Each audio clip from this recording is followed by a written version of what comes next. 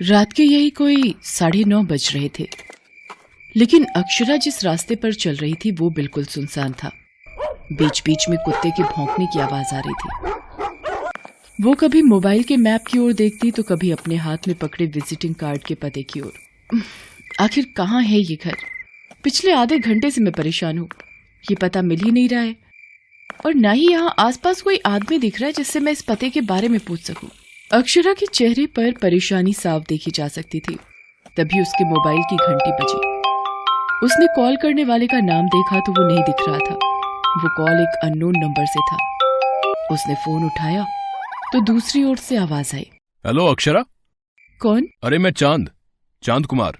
Oh sorry sir, आपका ये number save नहीं है ना? सर मैंने आपके उस नंबर पर बहुत ट्राई किया लेकिन वो स्विच ऑफ आ रहा था। सर मैं बहुत परेशान हो गई हूँ। ये इलाका मेरे लिए बिल्कुल नया है। मैं आपके दिए पते पर नहीं पहुंच पा रही हूँ। ओहो कोई नहीं, तुम अपनी लोकेशन बताओ, मैं तुमको लेने आ रहा हूँ। अक्षरा ने चांद कुमार को अपनी लोकेशन बताई। चांद कुमार उसे लेकर अपने घर पहुंचा। अक्षरा को वो घर बहुत ही अजीब लग रहा था। उसे ये भी लग रहा था चांद कुमार जैसा बड़ा डायरेक्टर ऐसी थर्ड क्लास जगह पर उसे क्यों बुलाया। सर कुछ अजीब नहीं है ये जगह? अजीब तो है, लेकिन कितनों की किस्मत मैंने इसी घर से बनाई है। आज तुम भी उन लोगों में शामिल हो जाओगी। उसके बाद चांद कुमार ने अक्षरा को वहीं सोफे पर बैठने के लिए कहा और खुद किचन में गए और वहां से पीने के लिए कोल्ड ड्रिंक्स और खाने का स्नैक्स लेकर उसके पास आए। अरे सर आपने क्यों तकलीफ की? इसमें तकलीफ की क्या बात है? वैसे भी आज यहाँ का नौकर छुट्टी पर है तो ये सब तो मुझे ही करना होगा। वैसे आई लव डूइंग दिस। मुझे तुम्हारे जैसे खूबसूरत मेहमानों का स्वागत करना बहुत पसंद है। ऐसा बोलते हुए चांद कुमार ने अक्षरा को अजीब नजरों से देखा और उसे पीने को ड्रिंक्स दिए। अक्षरा कोल्ड ड्रिंक पीते और स्नैक्स खाते हुए बोली कि सर आपकी फिल्म कब शुरू होगी? I mean, आपने जिस प्रोजेक्ट के लिए उस दिन कहा था, और मेरा ऑडिशन कब होगा? आज ही होगा ना? तुम सवाल बहुत करती हो और मुझे ज्यादा सवाल करने वाले पसंद नहीं है। Sorry sir. फिक्र मत करो, मेरे असिस्टेंट थोड़ी देर में पहुंचने वाले हैं। लेकिन चांद कुमार से बातें करते हुए अब अक्षरा की आंखें बोझिल हो रही थीं। थोड़ी देर बाद वो बेहोश हो गई। अक्षरा को बेहोश देखकर चांद कुमार खिलखिलाकर हंस पड़ा। आज से तू भी बन गई मेरी हीरोइन, तू भी हो ही जाएगी फेमस। चांद कुमार नाम है हमारा, हमने डूबतों की किस्मत को संवारा।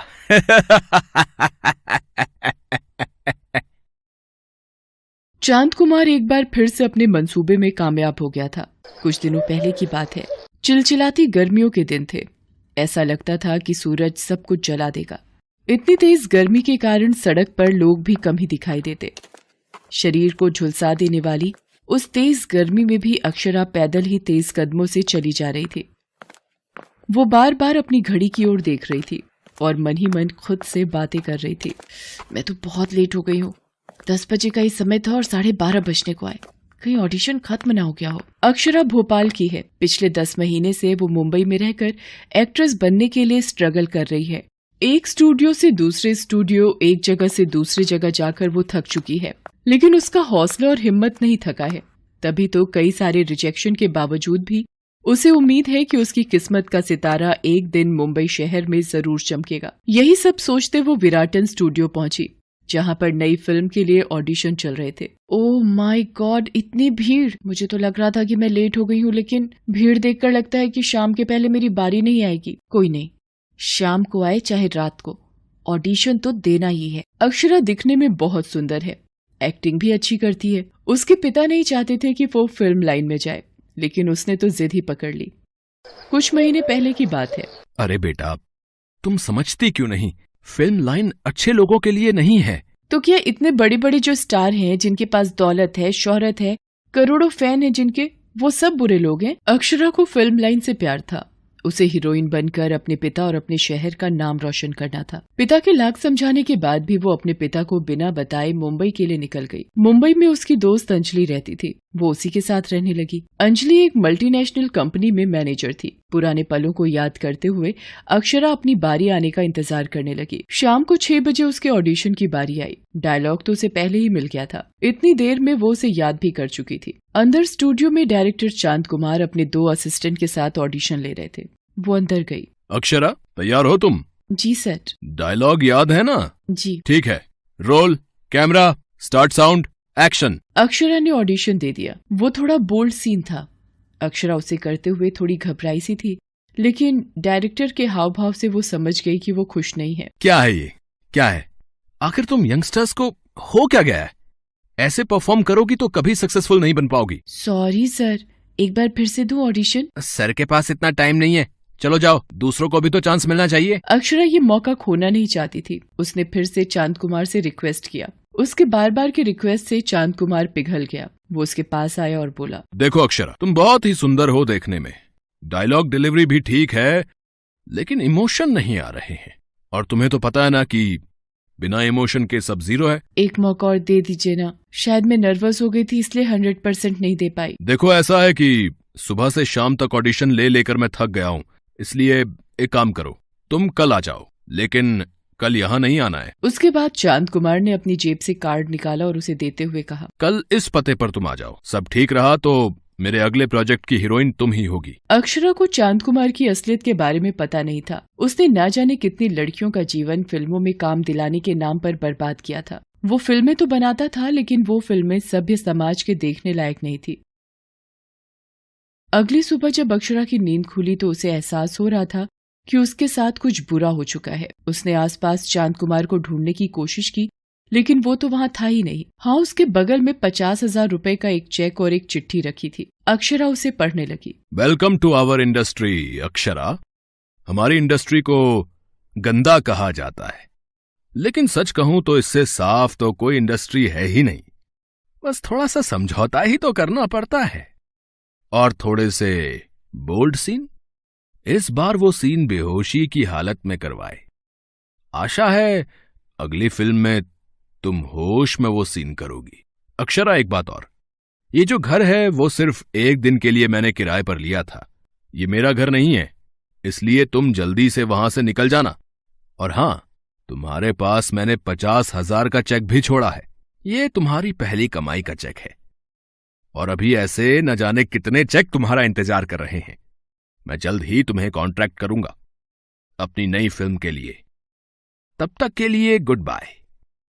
और एक सबसे जरूरी बात, ये सब तुम किसी को बताना मत, क्योंकि इससे तुम्हारी इज्जत ही बाजार में नीलाम होगी। अक्षरा ने चांद कुमार के फोन नंबर पर लगातार ट्राई किया, लेकिन वो नंबर बंद था। अक्षरा के पैर कांप रहे थे, उसका हलक सूख रहा था। लेकिन घर पहुंचते ही उसकी दोस्त अंजलि ने उसे एक और शॉकिंग न्यूज दी, जिसे सुनकर वो रोने लगी। यार, मुझे पता नहीं था कि वो डायरेक्टर चांद कुमार इतना गिरा हुआ आदमी है और वो ऐसी वैसी फिल्में बनाता है। तेरी वीडियो हर जगह वायरल हो रही है अक्षरा। सब खत्म हो गया अंजलि, सब खत्म हो गया। मेरे सारे सपने, मेरी मेहनत, मेरी तपस्या, सब उस चांद कुमार ने बर्बाद कर दिए। लेकिन मैं उसे छोड़ूंगी नहीं। पागल है क्या? क्या करेगी उसका? चांद कुमार बड़ा नाम है, उसकी बड़ी पहचान है हर जगह। तुम उसका कुछ नहीं बिगाड़ पाओगी। नहीं अक्षरा, कानून के आगे कोई बड़ा या छोटा नहीं होता। और वैसे भी अगर आज मैं चुप बैठ गई तो कल कोई और अक्षरा उसकी शिकार होगी, जो मैं नहीं होने दूंगी। अक्षरा अंजलि को लेकर पुलिस थाने गई। उसने इंस्पेक्टर राघवन को सारी बातें बताई। राघवन बहुत ही ईमानदार पुलिस अफसर था। उसने अपने सीनियर से ये बात बताई और उनसे परमिशन लेकर उसकी गिरफ्तारी का वारंट निकलवा दिया। थोड़ी देर बाद तो ये खबर पूरे शहर में फैल गई कि चांद कुमार एक बदमाश और अय्याश किस्म का डायरेक्टर है, जो लड़कियों के सम्मान का सौदा करता है। इस लड़की ने तो सारा गुड़ गोबर कर दिया। मुझे नहीं पता था कि ये इस तरह जाकर सब बक देगी। बरसों से मैंने जो इज्जत कमाई थी, इसने नीलाम कर दिया। मुझे जल्द से जल्द ये देश छोड़कर बाहर जाना पड़ेगा। मुझे इसी समय एयरपोर्ट निकलना होगा। चांद कुमार देश छोड़ने की फिराक में था, लेकिन पुलिस को उसके इरादों का पता था। तभी तो उन्होंने एयरपोर्ट पर मजबूत घेराबंदी की हुई थी।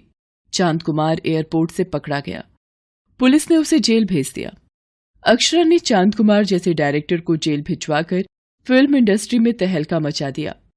सभी उसके साहस की तारीफ करने लगे। हालांकि अक्षरा अब भी स्ट्रगल कर रही है, लेकिन उसको लगता है कि एक दिन उसका सितारा जरूर चमकेगा।